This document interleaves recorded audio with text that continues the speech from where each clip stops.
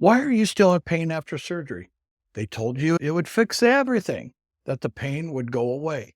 But here you are, months, maybe years later, still hurting, still searching, still waiting for something that actually works. Well, today we're going to show you why the system failed you and how you can break free from the cycle of pain. Stick around because this might just be the most important episode you've ever seen or heard. Welcome to the Defeating Pain Podcast with Dr. Ted Arkfeld. If you're tired of treatments that just don't work, you're in the right place. Each week, we'll talk about new ways to beat chronic pain using at-home therapies. You don't have to go to the doctor to feel better. Let's help you start living pain-free. Now, here's Dr. Arkfeld. Meet Melissa.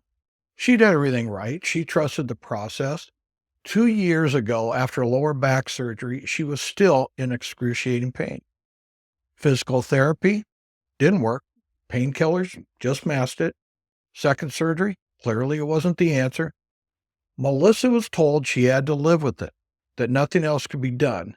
Then she walked into my office as a last resort, and that's when everything changed, really for both her and me. Melissa's story isn't unique. In fact, it's happening to thousands of people right now. The biggest lie in pain management that surgery alone will fix your problem. Surgeons focus on structure, what they can see on an MRI, the bad anatomy. But what if the real problem isn't structural or mechanical? What if it's in the nervous system? What if there is just a malfunctioning nervous system where information from the muscles, the joints, are not making it up to the brain, and then the brain goes into a protective mechanism and lowers the threshold for pain, meaning you have pain all the time because the brain is constantly thinking it's under attack. So think of it like this. Imagine trying to fix a broken computer by replacing a key on the keyboard when the real issue is in the software. That's exactly what was happening with failed surgeries. The pain isn't in the disc, the joint, or the scar tissue. Even when you go back to your surgeon, they'll tell you it was a successful surgery, right? Even when you talk to your physical therapist, it was a successful surgery.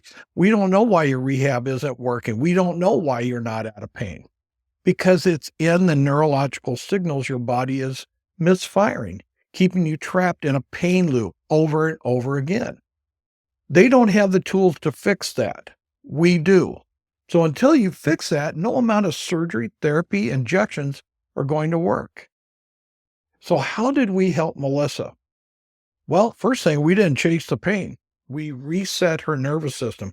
And I started the very first day after doing the history and the exam, and I looked at her and I said, "You are not going to have to live this way." I used the F word. Yes, not that F word. I said, we can fix it. I told her we could fix it. Pretty bold statement, right? She's been in chronic pain for 2 years. She's coming in because she can't live like this anymore. She came into my office because we were the last resort. We hear this all the time. And I'm telling her that we are going to fix her problem, that we are going to get her life back. Nobody's talked to her that way. You know, that was the moment her healing actually began. That's the moment when she started to have a therapeutic intervention at our office because we talk to patients differently. And you know what? After weeks of pain, it only took us a couple weeks and her pain level dropped by 50%. No drugs, no more waiting, no more being told, you just have to deal with it. Now, if you're sitting there thinking this sounds too good to be true, let me ask you this. How many times have you heard that before? How many treatments have you tried hoping for a different outcome, only to be left disappointed? I get it. And that's where Melissa was too. And that's exactly why I wanted you to hear her story. Let's flash forward now. It's been 2 years since I first saw her.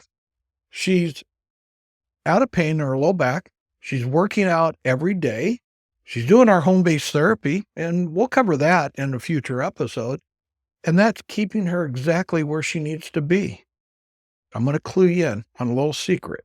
And I'll tell you that just about all the physical therapists and all the chiropractors, they probably aren't addressing this.